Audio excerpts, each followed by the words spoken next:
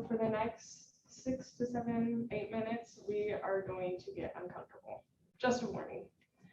So I have always known that I wanted to work in the film industry. I don't remember why, but I just know that I always grew up wanting to make movies, and I've always wanted to tell my story. And I never thought once that, there could be a chance that I would never make it in the film industry. I always thought, I'm going to go to college, graduate, go off to California, make it big, win an Oscar. But I was hit with a reality check when I came here to Asbury University. And I was hit hard. Last year, my sophomore year, when I was sitting with one of my professors, we were having a meeting over one of my films. And he asked me what I wanted to do with my film degree. And I stated that I wanted to become a director and make it big out in Hollywood. He looked me in the eye and responded, just to let you know, a lot of women do not make it as film directors. So if you do not make it, you'll know why. I walked all the way back to my dorm, cried, and called my mother. That was when it kind of hit, maybe I won't make it. My own professor probably doesn't even believe in me.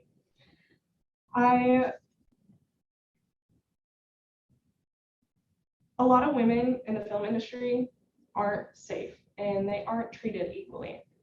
Now, you might be thinking why. Well, unfortunately, a common answer is men. Sorry to the guys, but it's a fact. Now, I'm not saying that all men are bad. There are some bad ones, though. There are reports almost weekly about women coming out about a guy touching her inappropriately, making her uncomfortable, especially in her own workplace. There's cases of rape. There's just something every week, it seems like. But in the film industry, these guys aren't your gaffers, your best boys, your PAs. They are the men in charge. They're the higher ups, the producers, the directors, and the ones in control of everyone. The power gets to their head sometimes, boosting their ego, causing them to act without thinking. Or maybe they are thinking. They're planning it out. Maybe they're thinking, how can I make her mine while I make her feel unsafe?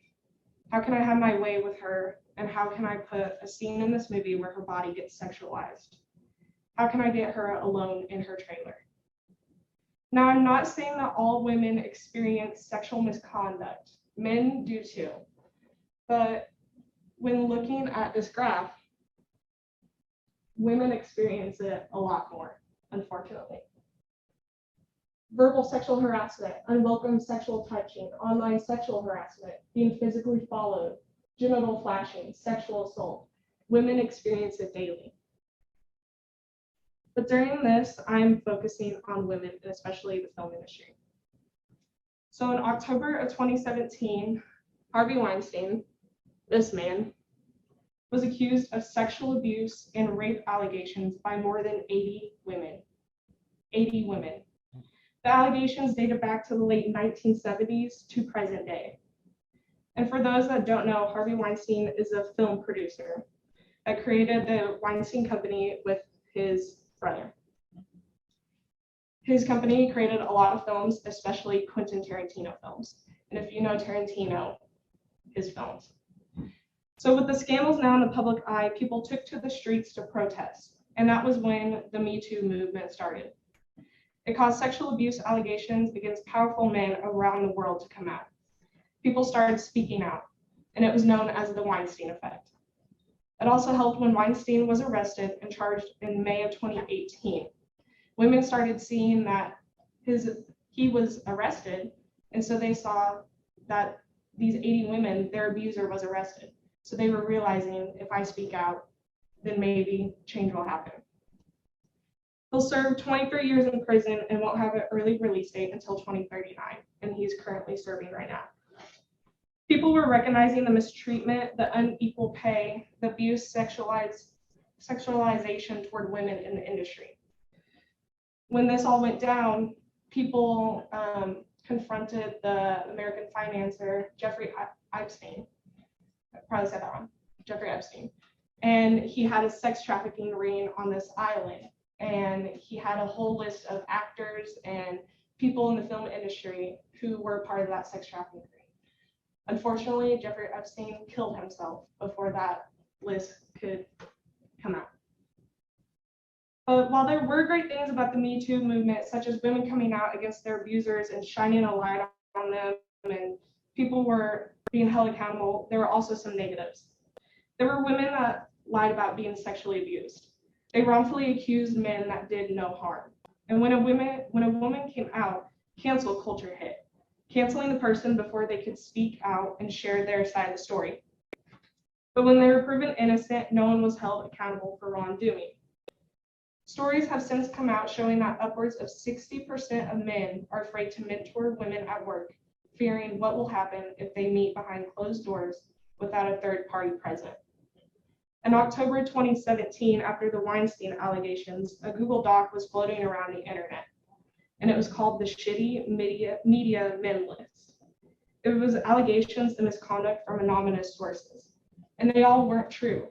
They were floating around, going to these people's workplaces, ruining men's reputation. It was all false. Now, how can we solve this? There's no way we can entirely get rid of sexual misconduct in the film industry, but we can help raise awareness when more women speak up. With me going in the film industry, I do have a fear that I will not be treated equally. I have a fear that I will get underpaid for my jobs. No one will listen to my ideas only because of my gender. Showing people what is really happening behind closed doors will help, such as making movies about it. The film Promising Young Woman came out last year, and it dealt with the topic of rape. The main character is raped in college, and no one believes her. They believe the man. So no one is charged, and it's a revenge story. It was nominated for an Oscar. It's been a while since stories like that have been recognized at the Oscars, since apparently the Oscars are corrupt, and everyone behind that knows what's really going on, and they try to hide it. So with that in the public eye, it kind of got people talking about that topic. But the Me Too movement helped the feminist movement, but it also hurt it. It helped women come out and finally stand up. But with some women making false accusations, people played it off as a joke. No one took it seriously. But getting a diverse range of women in the industry will help too. We need to get people comfortable when talking about the uncomfortable. Bringing awareness to the situation, stopping false accusations to fit in, and holding people accountable will help us head in the right direction. We keep fighting rather than stay silent. And 1 out of 6 women will experience some form of sexual misconduct, and how will you prevent it?